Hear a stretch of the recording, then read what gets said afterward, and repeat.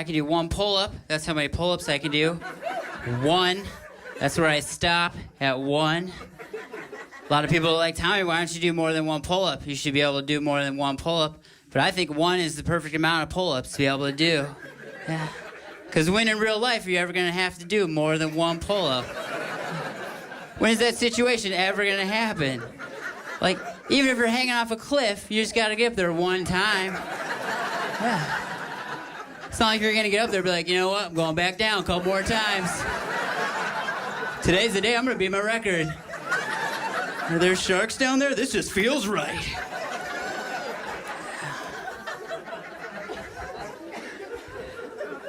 I just got a new puppy. That was exciting. Yeah, got a new puppy. Thank you for my purchase. That was good. A lot of people were mad at me. They're like, "Why'd you get a new puppy? You should get a rescue dog. You should get a dog and get a rescue dog." And I understand that. Like, I support that rescue dogs 100%. But I've had rescue animals my whole life. Like, I was like, I just want one fresh one, one time. Can't I just have a brand new one that I can mess up and somebody else can rescue it later? Yeah. So technically, it's still a rescue dog, just not right now. Everybody wins. My wife wanted a rat for a pet. She wanted a rat for a pet a while ago, which I was like, oh, people have those for pets? I thought they just lived in sewers and stuff, but you want to bring one into the house and raise it? That sounds like an adventure. So, and I love my wife a lot, so I was like, you want a rat? We're going to get a rat. Let's go get a rat. So we went to the Humane Society and we bought a rat. Here's some advice if you're doing any rat purchasing in your future. Definitely go new on the rat. You want to go new on the rat. Don't go rescue on the rat. Yeah. Pay the extra $3 and get a brand new rat.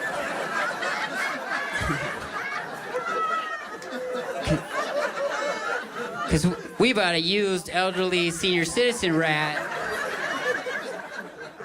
And rats only live 2 to 3 years. So this guy lived 4 months and then he died. And he died in Megan's hands. Like, she was in the living room. I was in the kitchen making a grilled cheese, having the time of my life. And then the other room, I just heard, like, this deep sadness that I'd never heard, like, real guttural. Like, I was like, is she watching What's Eating Gilbert Grape without me? Like, what? She knows I love that movie. So I ran in to investigate, and she was just holding this dead rat in her hands. And I felt super bad, because that was her pet and everything. But I was also like, we need to get that dead rat out of your hands as soon as possible. Because I'm pretty sure that's what took Europe out. So probably shouldn't be in our living room right now. So we put the rat in a shoebox and double bagged it in some Target bags and put it on our deck. And then I was like, what do you want to do with the rat? And she's like, I want to bury it. But this was February in Minnesota, so I was like, well, it's a little frozen out there. That might not work out. So I was like, what are our other options? And then she's like, I want to cremate the rat. And I was like, what?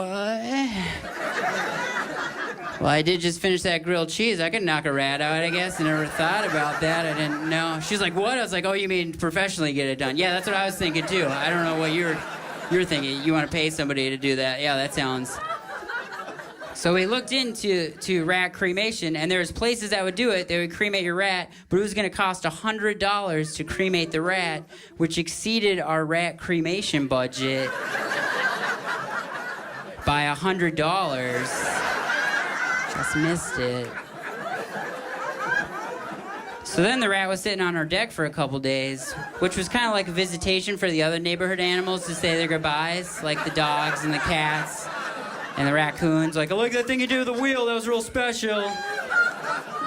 So then Megan came home, and I was like, we got to figure out what we're going to do with this rat. So what we decided to do was just drive around the city until we found the most beautiful, amazing spot that had a garbage can. And we laid Lex Luthor to rest. So he was by a really pretty lake for a day, and then he was carted off to a giant landfill. And then when we thought about it, we were like, that's probably where he wanted to be the whole damn time. We should have just bought him and dropped him off at the landfill. Thank you guys so much.